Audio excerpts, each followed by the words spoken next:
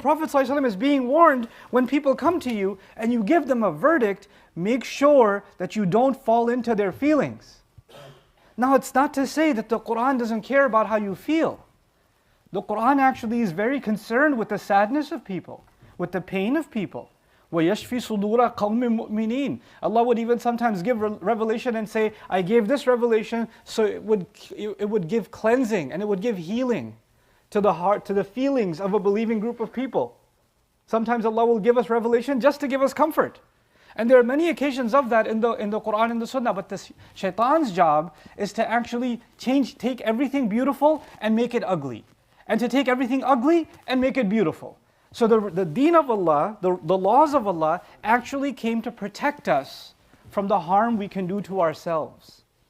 Just like a child, right? A child has uncontrolled emotions, uncontrolled desires. If a child likes chocolate and they have the feeling that they want to eat chocolate all day, and you say, well, that makes them feel good, just keep giving it to them, you're killing this child. You're causing their dental problems. You're causing them to have stomach aches. You're hurting them because you're following their feelings. Well, in a larger sense, human beings can be childish. Human beings can actually act like their feelings are, all I care about is what I want to do. Just let me be happy. Doesn't matter what the word of Allah says. And when we do that, we're actually causing harm to ourselves. So what Allah does is He teaches us that sometimes our own feelings are actually the biggest danger to ourselves. They're the biggest danger to ourselves. He says, وَأَمَّا مَنْ خَافَ مَقَامَ رَبِّهِ وَنَهَى النَّفْسَ عَنِ الْهَوَىٰ. The one who feared standing in front of his master and was able to stop their own self from running into one feeling after the other. Like they stopped their whims from dictating all of their actions. In the world of marketing, I've given you this example before. When I was in business school, in the world of marketing, we studied like grocery stores. Right? And in grocery stores, the way they lay them out, to this day, I studied it in like 1875, but whatever. Even nowadays, it's the same. When you go into a grocery store, most people go to the grocery store to get some milk, some eggs, and some bread. So you would think it's logical that they should put the milk, eggs, and bread right at the entrance. So people can come, grab it, and go to the cash register. But they put the milk, bread, and eggs all the way on the farthest end, as far away from the entrance as possible.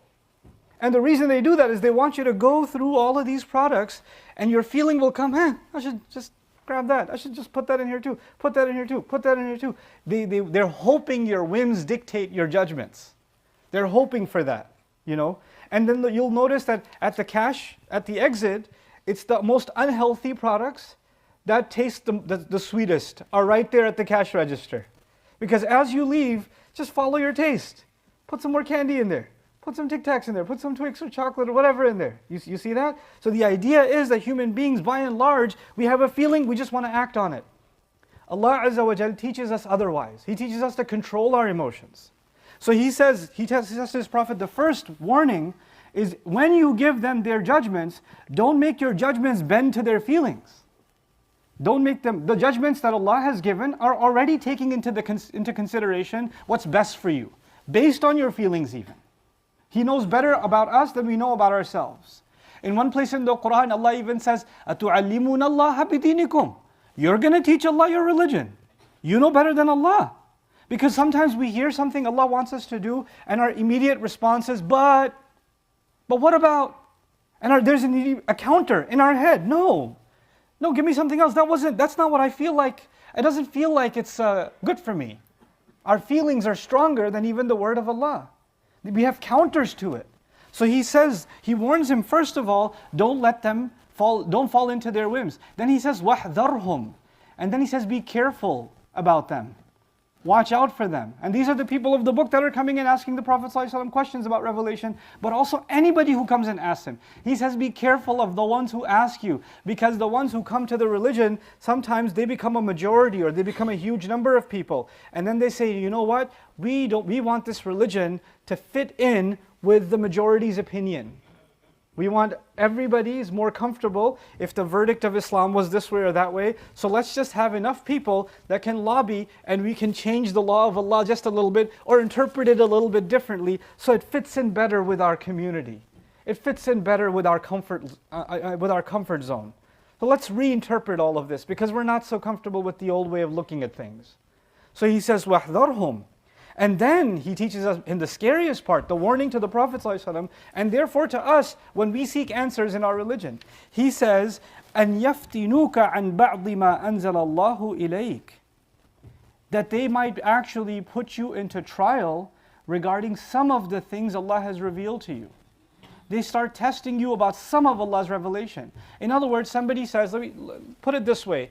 You know when you're shopping, for example, if you're shopping for a home, you're like, I like the neighborhood, I like the first floor, I'm not so sure about the second floor.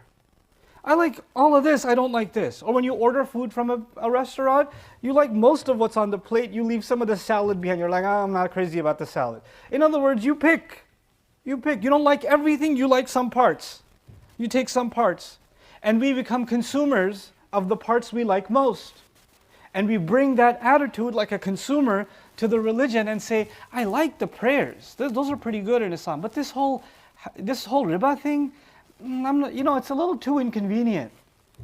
And this whole these certain prohibitions on our diet, that's a little too much. And this is haram and that's I don't know. And this is mandatory also. And these inheritance laws, if we follow these inheritance laws, then I have to give my brother an equal share as myself, but I don't like my brother. Nobody likes my brother. Let's keep him out of the inheritance. So let's not follow, we can follow other parts of the law, but there are some parts of the law we're not comfortable with, so let's leave those alone. And you know what people do? People come up with the greatest scam. They say we're going to ignore the word of Allah when it comes to money. We're going to ignore the word of Allah when it comes to certain halal and haram, but we'll go to Umrah every year, and we'll take pictures at the Kaaba, selfies with the haram behind us, because on Judgment Day we're going to collect those, right? So we'll take a picture at the haram, put ihram on and show people how spiritual you are, because that's really important. That's why we go there, to take pictures. Do that so that you feel good that you at least do something for Islam, while at the same time violating the major teachings of the religion, And what people do in any religion, in the psychology of religion, Allah describes this in Surah An-Nisa. He says, إِن تَجْتَنِبُوا كَبَائِرَ مَا تُنْهَوْنَ عَنْهُ نُكَفِّرْ عَنْكُمْ سَيِّئَاتِكُمْ وَنُدْخِلْكُمْ مُدْخَلًا كَرِيمًا. He says, if you can stay away from the major sins, then the smaller ones Allah will overlook. The smaller ones you make istighfar, Allah will overlook. You know what people do? They do the smaller good deeds while they want to hold on to major sins. And they say, well, since I'm doing these smaller good deeds, you tell yourself, then these majors, Allah will overlook that. Because look at what I'm doing. At least I'm memorizing a surah. At least I came to Ramadan. At least I did that. Like you decide and I decide what part of the word of Allah, what we're going to offer Allah is up to us. We decide what the priorities are. That's not how this religion works. That actually starts to redefine our entire relationship with Allah. Allah is the master. We are the slaves. The master tells us what's important and what's not. The master tells us what's the mandatory requirement and what is the extra activity.